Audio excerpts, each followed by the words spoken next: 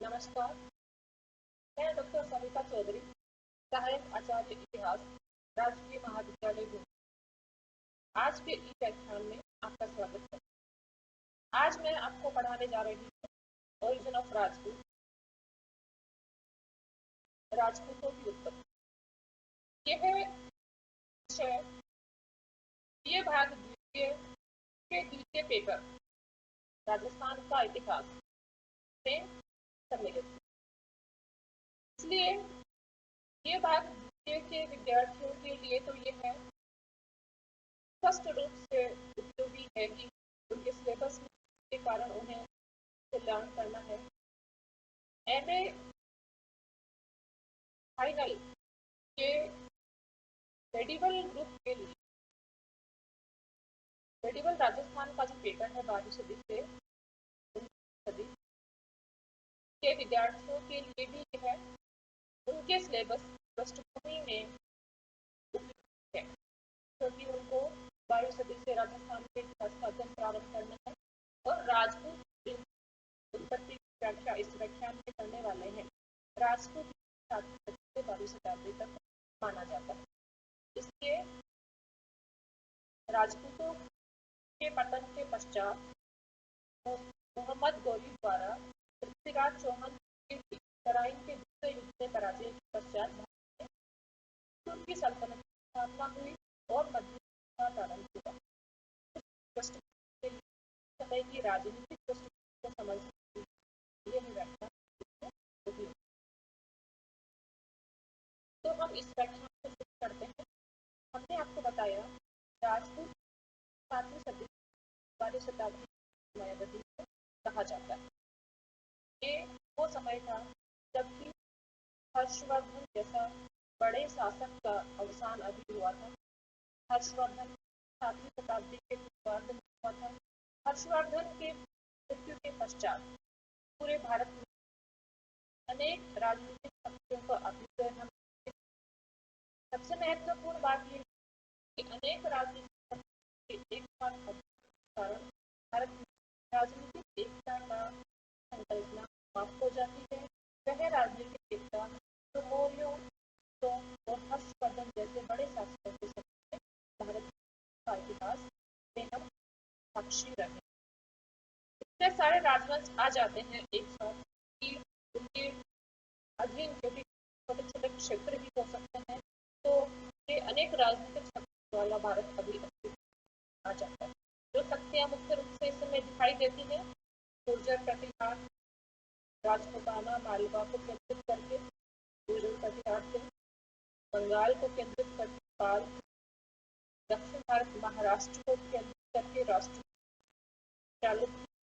चालुक्यों की दक्षिण भारत में शाखाएं रही, वातापी कल्याणी और बादामी चालुक्यों की शाखाएं रही हैं और इन्हीं चालुक्यों की शाखा सोलंकियों के रूप में गुजरात में चौहान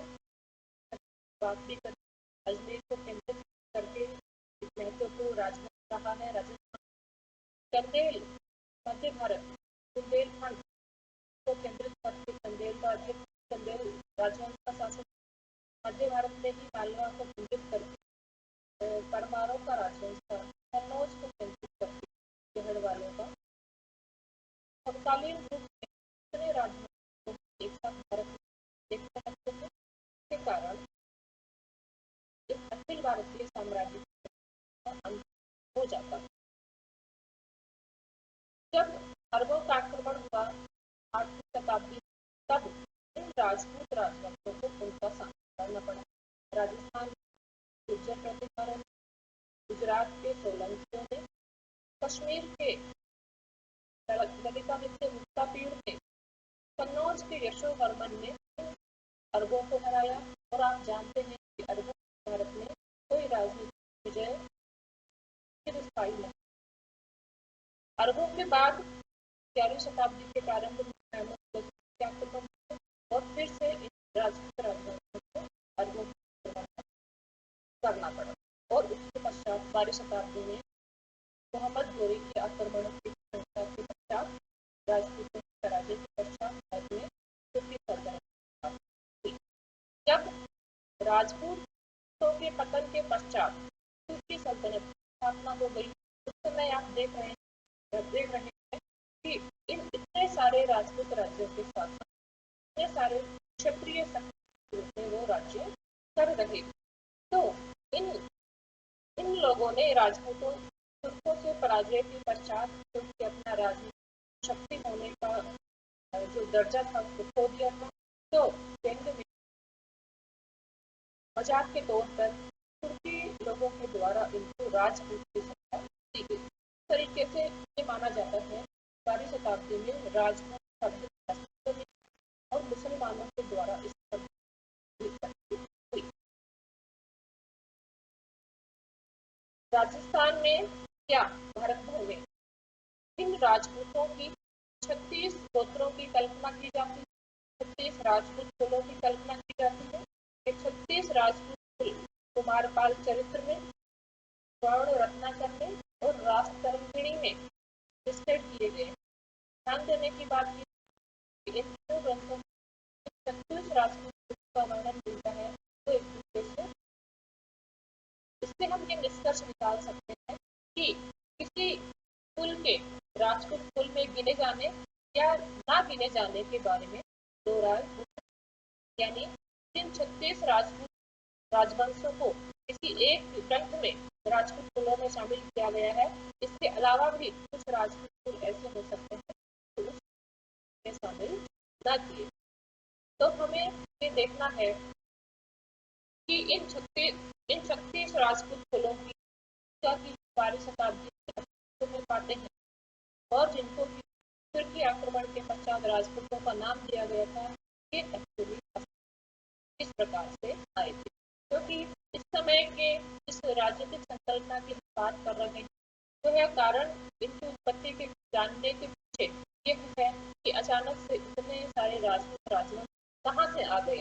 जबकि पीछे हम देख रहे हैं कि कुछ एक राजवंश भारत में शासन करते हुए पाए जाते हैं, जिनके अधीन पूरा या तो पूरा उत्तरी और दक्षिण भारत, पूरा भारत या फिर कम से कम उत्तरी भारत उनके अधीन पाया गया है।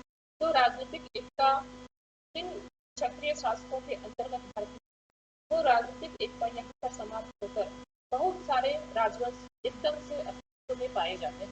तो इससे ये संकल्पना या इससे ये प्रश्न हमारे मस्तिष्क में आता है, इतने सारे राजवंश तो फिर राजपूत का नाम दिया गया कालांतर में, ये कहाँ पर आ गई।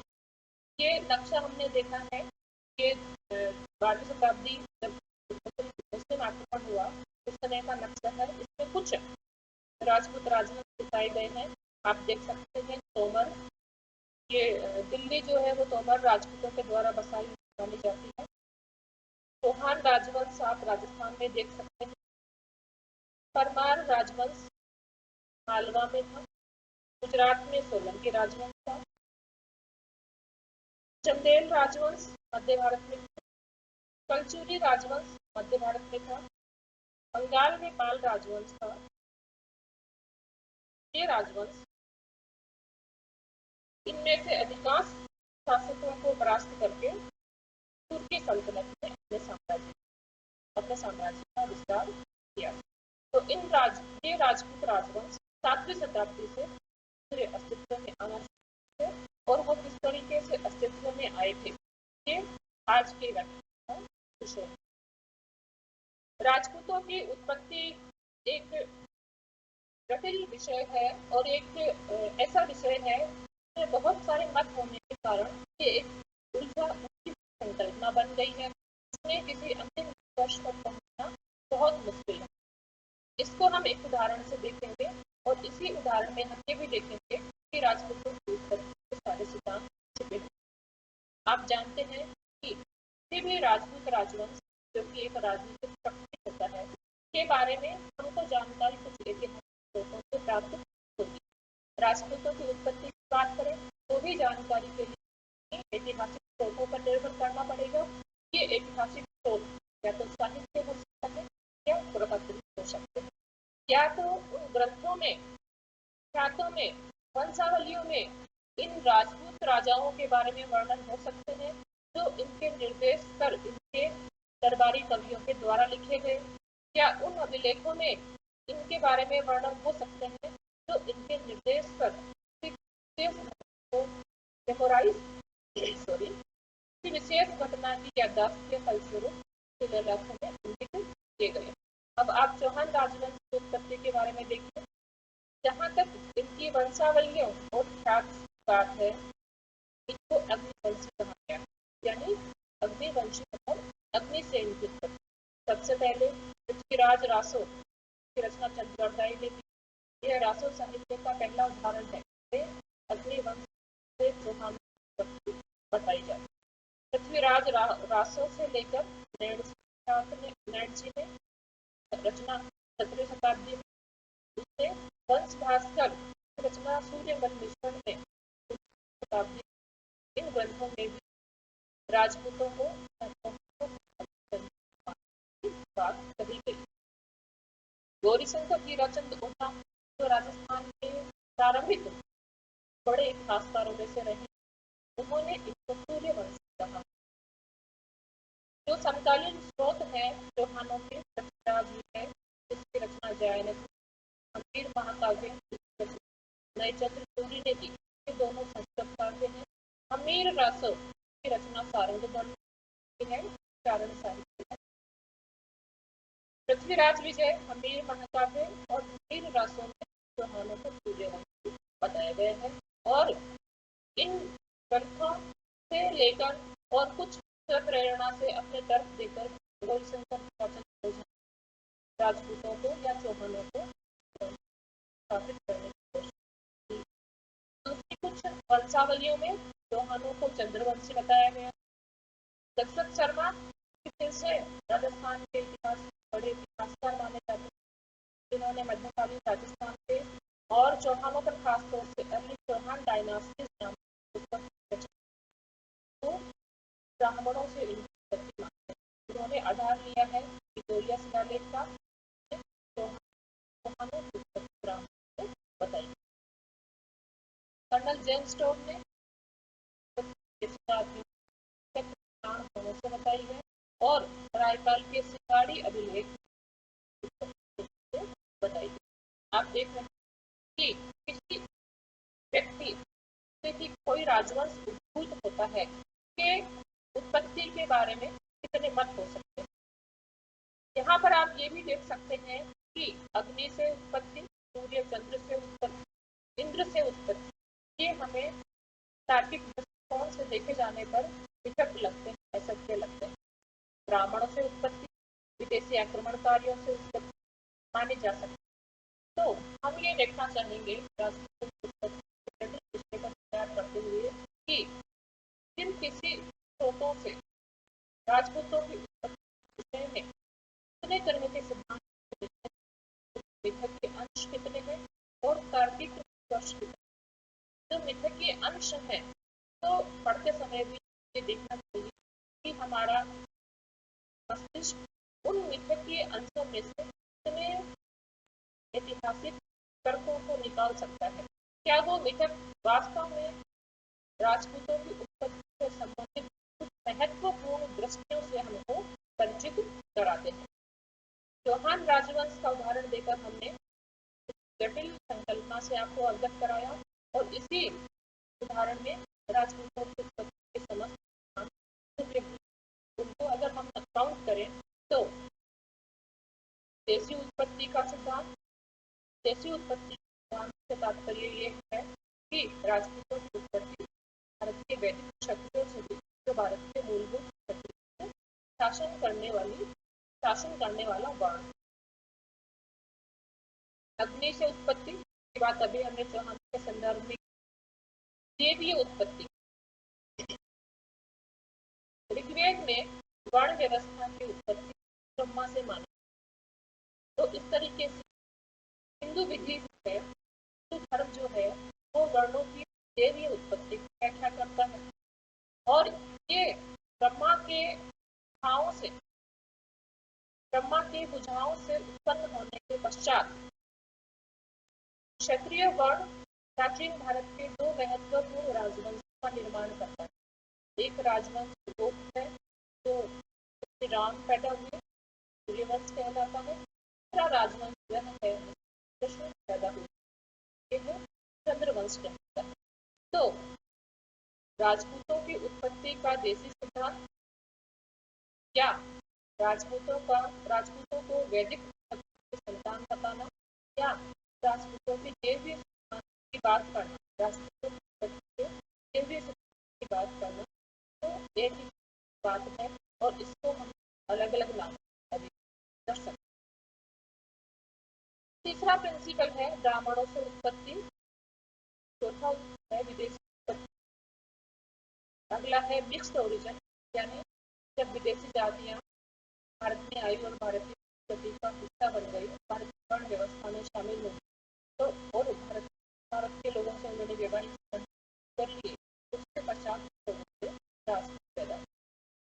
सोशो इकोनॉमिक ओरिजिन, सामाजिक आर्थिक सिद्धांत का तात्पर्य यह है कि किसी भी कालक्रम में नई जातियां बनती रहती हैं, उनके सामाजिक आर्थिक कारण होते हैं और राजपूतों की उत्पत्ति भी कोई ऊपर से उतरी संकल्पना न होकर वही जमीन से निकली सामाजिक आर्थिक कारकों से प्रेरित नई जातियों की बनती परंपरा के साथ। तो इन को हम अलग अलग पहले इनकी व्याख्या करेंगे, बाद में उनका आलोचनात्मक मूल्यांकन करेंगे और प्रत्येक सिद्धांत को पढ़ते देखेंगे कि अगर उसमें विशिष्ट अंश अधिक है तो उसमें से क्या वास्तव में कोई तार्किक ऐतिहासिक निष्कर्ष निकाले जा सकते हैं, क्या राजपूतों के उत्पत्ति संबंध को कोई इम्पोर्टेंट इंसाइट देते हैं। आज हम राजपूतों की उत्पत्ति से संबंधित दो सिद्धांतों का अध्ययन करने वाले हैं, एक नेटिव ओरिजिन या डिवाइन ओरिजिन और दूसरा ओरिजिन फ्रॉम हालैंड। पहले हम राजपूतों की देशीय उत्पत्ति या उनको चंद्रवंशी के सिद्धांत का अध्ययन करेंगे। ऋग्वेद में चारों वर्णों की उत्पत्ति ब्रह्मा के मुख से ब्राह्मण, घावों से क्षत्रिय, जंघाओं से वैश्य और पैरों से इस तरीके से वर्ण व्यवस्था की देवीय उत्पत्ति की बात की गई। मनुस्मृति में भी क्षत्रिय वर्ण की उत्पत्ति ब्रह्मा से बताई गई और चारों वर्णों को जो अलग अलग कार्य वितरित किए गए थे उनमें क्षत्रिय वर्ण का कार्य था शासन कार्य, और 7वीं से 12वीं शताब्दी के जो राजपूत राजवंश हैं वो भी शासन करने का कार्य करते। राजपूत शब्द को अगर देखा जाए तो राजपूत शब्द राजपुत्र का अपभ्रंश, राजपुत्र शब्द है महाभारत में, मनुस्मृति में, कौटिल्य के अर्थशास्त्र में, बाणभट्ट के हस्तचरित और कादंबरी में पाया जाता है। राजपुत्र का तात्पर्य है राजा का बेटा, लेकिन राजा के पुत्र में भिन्नताएं हो सकती हैं। एक राजा का पुत्र वह होता है जो राजा बनता है, राजा बन सकता है, तो राजा के अलावा जो व्यक्ति है वो भी राजपुत्र कहलाए जाएंगे राजा का पुत्र होने के कारण। उनमें से कुछ को जागीरें दी जाती है, लेकिन जब पीढ़ियां गुजरने के बाद व्यक्तियों की संख्या या राजपुत्रों की संख्या इतनी अधिक हो जाती है कि सभी लोगों को जागीरें देना भी संभव नहीं हो पाता, तो राजा के में से कुछ लोग आम जनता की श्रेणी में आ जाते हैं। यानी राजपुत्र से एक व्यक्ति का बोध न होकर व्यक्तियों के एक समूह का बोध होने लगता है। जब वह एक व्यक्ति न होकर व्यक्तियों के समूह को इंगित करने लगता है तो उसको हम वर्ण या जाति। आप जानते हैं कि इस ऐतिहासिक कालक्रम की हम बात कर रहे हैं 12वीं शताब्दी, इस समय वर्ण व्यवस्था अप्रासंगिक हो गई थी, क्योंकि वर्णों के दायरे में इतनी अधिक जातियां उत्पन्न हो गई थी कि जातियों को काउंट किया जाने लगा, वर्ण अप्रासंगिक हो। तो राजपूत जाति जो कि शासन करती है का तारतम्य बैठता है क्षत्रिय जाति से, क्षत्रिय वर्ण से, जो कि शासन करने का कार्य करती थी। इस तरीके से राजपूतों का तारतम्य तार्किक दृष्टि से वैदिक से स्थापित होता है। ये एक सामान्य तर्क है। इस तर्क के अलावा जिन स्पेसिफिक हिस्टोरिकल सोर्सेज से, चाहे वो लिटरेरी सोर्सेज हो या अभिलेख के साक्ष्य से राजपूतों की वैदिक क्षत्रियों से उत्पत्ति के सिद्धांत का, के सूर्य और चंद्र वंशी होने के सिद्धांत का समर्थन होता है। आप देखिए, मनुस्मृति और ऋग्वेद की बात हमने चौहानों के संदर्भ में हम देख भी चुके हैं कि चारण साहित्य जो है वो चौहानों को या दूसरे राजवंशों को, जैसे गुर्जर प्रतिहारों को और दूसरे राजवंशों को वैदिक क्षत्रिय का दर्जा देता है। उन्हें सोमवंशी बताता है। इस तरीके से कृष्ण और पांडवों के वंश के साथ तारतम्य स्थापित करता है। पृथ्वीराज विजय हमीर रसो इसका सूर्य के साथ तारतम्य स्थापित करते हैं और चौहानों का बेदला अभिलेख भी उनका सूर्य के साथ तारतम्य करता है। यानी साहित्यिक और अभिलेखीय दोनों प्रकार के स्रोत राजपूतों की वैदिक क्षत्रियों या वैदिक क्षत्रिय क्योंकि सूर्य और चंद्र वंश से उत्पन्न हुए, तो सूर्य और चंद्र वंश से उनकी उत्पत्ति स्थापित करते हैं। ये उन ऐतिहासिक स्रोतों की बात है जो राजपूतों के लगभग समकालीन थे या राजपूत राजाओं के बेस पर लिखे गए थे या अभिलेखों के रूप में स्थापित किए गए। आधुनिक इतिहासकारों की अगर हम बात करें तो गौरीशंकर हीराचंद ओझा ने राजपूतों को वैदिक क्षत्रियों की संतान माना है।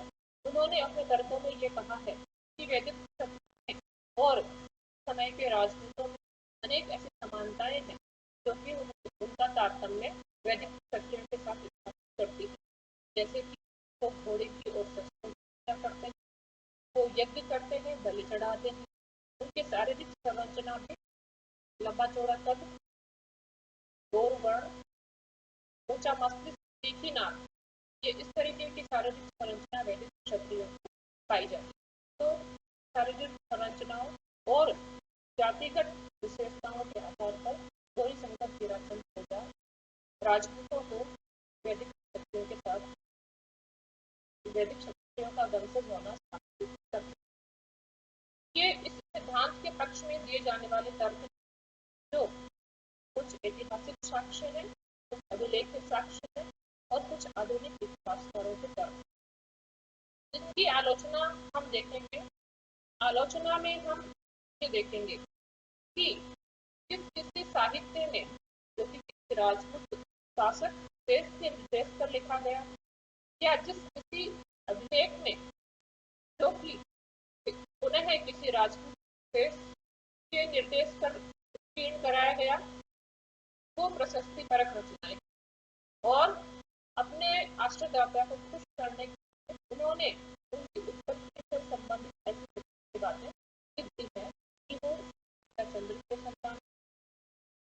आप ये जान सकते हैं कि किसी व्यक्ति की चंद्र से नहीं है, तो स्वाभाविक रूप से ये एक मिथक है। लेकिन इस मिथक का ऐतिहासिक निष्कर्ष यह है कि सूर्य और चंद्र के वंशी होने की जो परंपरा है वो ऐतिहासिक तौर पर भारत के प्राचीन क्षत्रियों की परंपरा के सूचक है। और अगर किसी राजपूत राजवंश को सूर्य और चंद्र वंश के साथ जोड़ा जाता है तो इसका तात्पर्य यह है कि उनको भारत के प्राचीन वैदिक क्षत्रियों की परंपरा के साथ जोड़ा जाता है। तो इस मिथक के ऐतिहासिक निष्कर्ष को आप इस तरीके से समझ सकते हैं। लेकिन आलोचना की बात यह रहेगी कि प्रथम वो प्रशस्ति परक रचनाएं हैं, इस तरीके के लेख हैं।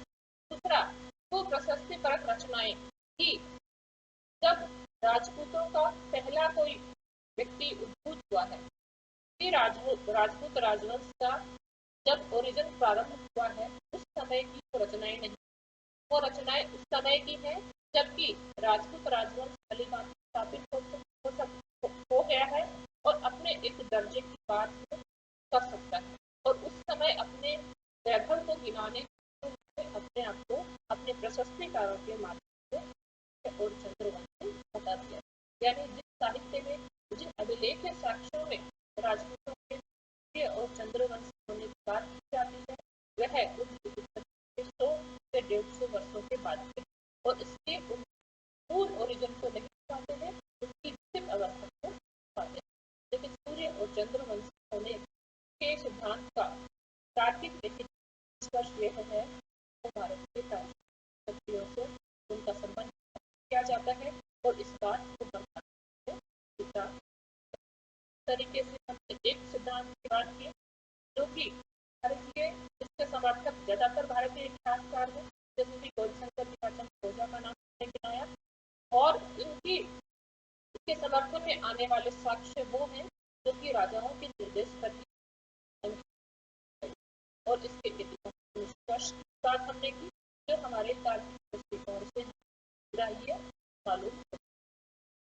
दूसरा सिद्धांत हम बात करने वाले अग्निकुल का सिद्धांत या अग्निकुल, ये फिर से एक मिथक है और इस मिथक का सर्वप्रथम पृथ्वीराज रासों में पाया जाना प्राप्त होता है। आप जानते हैं कि पृथ्वीराज रासों की रचना चंद्रबरदाई ने जो कि पृथ्वीराज चौहान के मित्र और दरबारी कवि। पृथ्वीराज रासों में जिस मिथक की रचना की गई है, जो मिथक प्राप्त होता है, उसका वर्णन ये बताता है कि आबू पर्वत पर विश्वामित्र गौतम आदि यज्ञ कर रहे थे। उस यज्ञ में कुछ पैशाचिक और राक्षसी व्यक्ति फल-मूत्र अवशिष्ट पदार्थ डालकर यज्ञ या विधि को संपन्न होने दे रहे थे। उन पैशाचिक और राक्षसी शक्तियों का विनाश करने के लिए वशिष्ठ ऋषि से आग्रह किया और वशिष्ठ ऋषि ने एक नया यज्ञ वेदी बनाकर उसमें यज्ञ करके व्यक्तियों को उत्पन्न किया। जिन व्यक्तियों को उत्पन्न किया गया वशिष्ठ ऋषि के द्वारा यज्ञ की अग्नि में, तो उनके नाम प्रतिहार, परमार और सोलन। ये तीनों उन राक्षसों का और पिशाचों का विनाश करने में सफल नहीं, इसलिए वशिष्ठ ऋषि ने एक 4 भुजाओं वाला व्यक्ति पैदा किया जो इन राक्षसों और पैशाचिक व्यक्तियों का विनाश करने में सफल हुआ और इस तरीके से क्रमशः प्रतिहार, परमार, सोलंकी और चौहान चारों राजपूत वंशों की उत्पत्ति इस अग्नि के कुंड से तो आबू पर्वत पर विश्वामित्र, गौतम, वशिष्ठ आदि ऋषियों के द्वारा किया गया था। ये राजपूतों के अग्निकुल उत्पत्ति का साहित्यिक साक्ष्य है जो पृथ्वीराज रासों से मिलता है। पृथ्वीराज रासों से लेकर पद्मगुप्त परिमल के नव सहस्रांक जो कि मालवा के परमारों का इतिवृत्त, हमीर रासो की रचना सारंगधर ने, रणथंभौर के हमीर का वर्णन है। वंश भास्कर केवल मिश्र ने राज्य ने अपने ग्रंथों में समाहित किया। बेदला चौहानों के किसाना अभिलेख चौहानों मिलता। ये मिथक है और इस मिथक से आधुनिक मिथक का उपयोग आधुनिक इतिहासकारों ने अपने अपने सिद्धांतों का पक्ष पोषण करने के लिए उपयोग किया। जो विदेशी इतिहासकार राजपूतों की विदेशी जातियों से उत्पत्ति बताते हैं, वो इस सिद्धांत का उपयोग अपने मत के समर्थन के लिए करते हैं, क्योंकि भारत में ये परंपरा रही है कि अग्नि की सृष्टि करने के पश्चात किसी को समूह में शामिल किया जाता है। यानी जो विदेशी जातियां भारत में आई उनको अग्नि से करने के पश्चात भारत के समाज में शामिल किया गया। तो विदेशी इतिहासकारों के लिए ये अपने सिद्धांत का पक्ष पोषण करने वाला मिथक है। भारतीय इतिहासकारों के लिए ये अपने सिद्धांत का पक्ष पोषण करने वाला मिथक है, क्योंकि आप इस मिथक में इन राजपूत राजवंशों के प्रथम व्यक्ति देख रहे हैं। जैसा कि वैदिक शक्तियों से उत्पत्ति बताते हुए सिर्फ एक फायदे हम 100 से 150 वर्षों के बाद के अभिलेख और साहित्यिक स्रोतों में उसका उल्लेख था। यहाँ पर 4 राजपूत राजवंशों के प्रथम व्यक्ति यानी उनकी मूल उत्पत्ति का उल्लेख हमको मिलता है। तो ये अग्निकुल का जो मिथक है उसका एक प्लस पॉइंट है कि ये उनके मूल ओरिजिन, मूल उत्पत्ति की व्याख्या करता है। दूसरी बात यह है कि ये मिथक, अगर मिथक की संकल्पना करी जाए तो ये भारतीय के चार राजपूत राजवंश ही ऐसे हैं जिनको भारतीय परंपरा में मूल क्षत्रिय माना गया। प्रतिहार, परमार, चालुक्य और चौहान, चालुक्यों को सोलंकी भी कहा जाता है, ये 4 राजपूत राजवंश ही ऐसे हैं जिनको शुद्ध रूप में वैदिक क्षत्रिय माना गया है। तो राजपूतों के अग्निकुल से उत्पत्ति के ऐतिहासिक चर्च है कि इससे उसके मूल ओरिजिन का पता पड़ता है। दूसरा, उनके भारतीय फोल्ड में से ही, भारतीय समाज में से ही चलने का ऐतिहासिक निष्कर्ष, तार्किक निष्कर्ष इस किताब से निकाला जा सकता है। दशरथ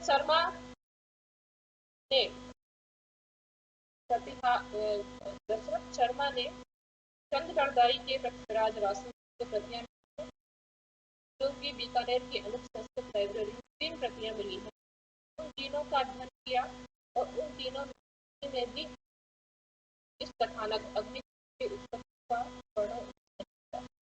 तो इतिहासकारों ने ये प्रश्न निकाला, दशरथ शर्मा ने, गौरीशंकर हीराचंद और सीवी वैद्य ने, कि ये अग्निकुल उत्पत्ति का सिद्धांत मूल पृथ्वीराज रासू ने किया, ये बाद में 16वीं शताब्दी में जोड़ा गया। तो ये तर्क अग्निकुल उत्पत्ति के विपक्ष में चला जाता है, क्योंकि जहाँ हमने वैदिक क्षत्रियों से उत्पत्ति बताते हुए उनको के मूल उद्भूत होने के 100-150 वर्षों के बाद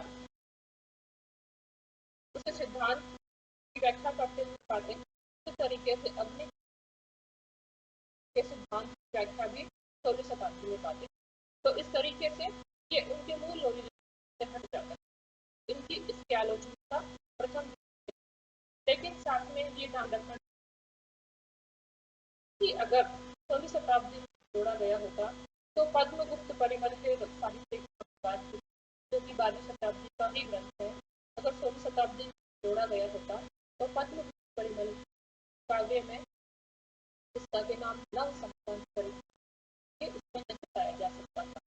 तो मोटे तौर पर अग्निकुल उत्पत्ति के सिद्धांत को पृथ्वीराज रासू और उसके निर्माता चंद्रगढ़दाई की रचना माना जाता है और इससे राजपूतों के मूल उत्पत्ति का और देशी उत्पत्ति का पता पड़ता है। और दूसरी बात यह है कि मिथक का दूसरा ऐतिहासिक निष्कर्ष यह है कि जिन 4 व्यक्तियों को अग्नि की वेदी से उत्पन्न किया गया, ऐसा व्यक्तियों का यानी उन्होंने उन लोगों का नाश किया जो समाज के हानिकारक, राजपूत राजवंशों ने यही किया। आप देखते हैं व्याख्यान के प्रारंभ में हमने आपको बताया कि राजपूत राजवंशों ने आक्रमण अपने उद्भव के समय से ही करना शुरू कर दिया था। अरबों का और तुर्कों का सामना और यथासंभव भारत की रक्षा उनसे करने की कोशिश। इस तरीके से राजपूतों की हिंदू धर्म की रक्षा करने के कारण ही उनका क्षत्रिय स्टेटस प्रमाणित होता है।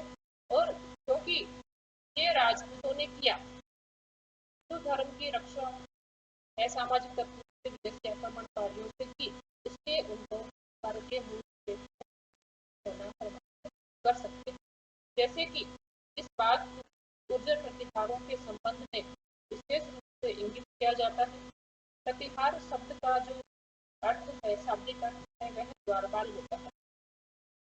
गुर्जर प्रतिहारों की देशी उत्पत्ति के सिद्धांत की व्याख्या करते कहा जाता है कि जिस प्रकार रावण के राम ने द्वारपाल के रूप में अपनी भाई राम की रक्षा की, लक्ष्मण द्वारपाल के रूप में भाई राम की रक्षा की। उसी प्रकार गुर्जर प्रतिहारों ने अरबों के आक्रमण के गुर्जर प्रतिहारों के मूल राजस्थान था। अरबों के आक्रमण के समय अरबों से रक्षा, इसलिए इस तरीके से प्रतिहार के रूप में जो कि लक्ष्मण था राम के लिए, इस तरीके से भूमिका अदा करने के कारण राजपूत स्वाभाविक रूप से जाते हैं और स्वाभाविक रूप से भारत के वैदिक क्षत्रियों से इनका संबंध स्थापित हो जाता है और हो जाता है। तो आज हमने दो सिद्धांतों की बात, देशी उत्पत्ति का सिद्धांत, वैदिक क्षत्रिय उत्पत्ति का सिद्धांत, चंद्रवंश का सिद्धांत या देवी उत्पत्ति का सिद्धांत, पहला सिद्धांत, और दूसरा अग्निकुल का सिद्धांत। इन सिद्धांतों के का विश्लेषण और ऐतिहासिक निष्कर्षों जो कि राजपूतों पर बात। अगले व्याख्यान में हम आगे आने वाले